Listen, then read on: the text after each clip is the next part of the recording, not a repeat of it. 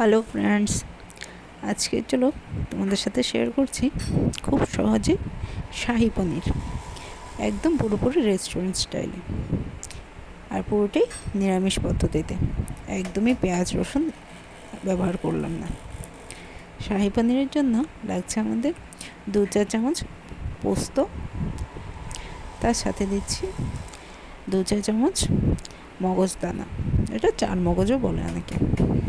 তার সাথে সাথে দিয়ে দিলাম আমি 8-10টা কাজুটাকে আমি ভালো করে ধুয়ে নিয়েছি, আর তার সাথে সাথে আমি হালকা একটু ভেঙে নিয়েছি।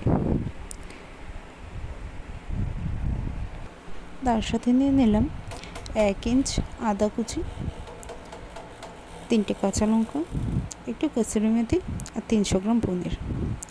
এবার একটা বাটিতে আমরা নিয়ে নিচ্ছি স্বাদ মতো নুন, হলুদ গুঁড়ো, ধনে গুঁড়ো, জিরে গুঁড়ো।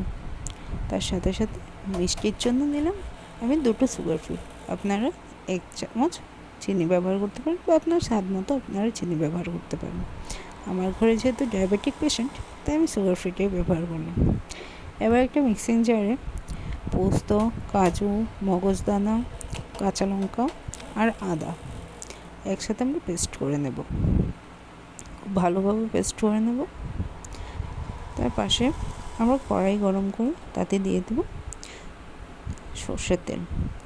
তেলটা আপনি আপনার মতো কম বেশি করতে পারেন, আমি কম তেলে রান্না করতে পছন্দ করি।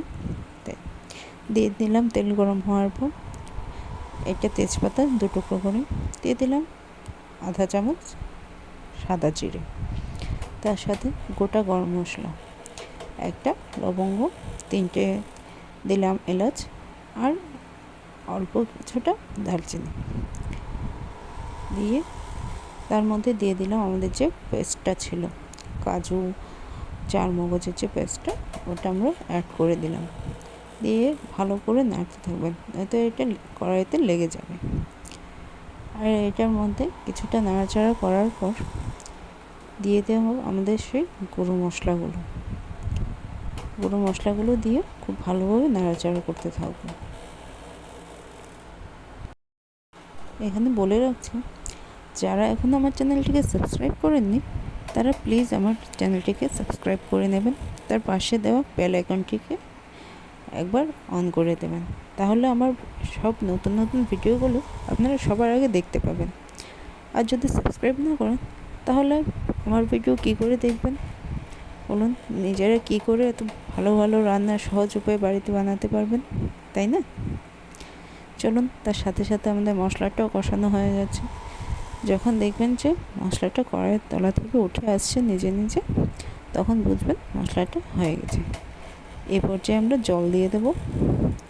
আপনি চাইলে একটু কালারের জন্য কাশ্মীরি গুঁড়ো লঙ্কা ব্যবহার করতে পারেন, কিন্তু শাহি পনির কিছুটা সাদা সাদাই হয়। আপনি এখানে হলুদ গুঁড়োটাও স্কিপ করতে পারেন, আমি দিলাম। আপনারা যদি একদম হোয়াইট কালার চান, তো আপনি হলুদ গুঁড়োটাকে স্কিপ করে দেবেন।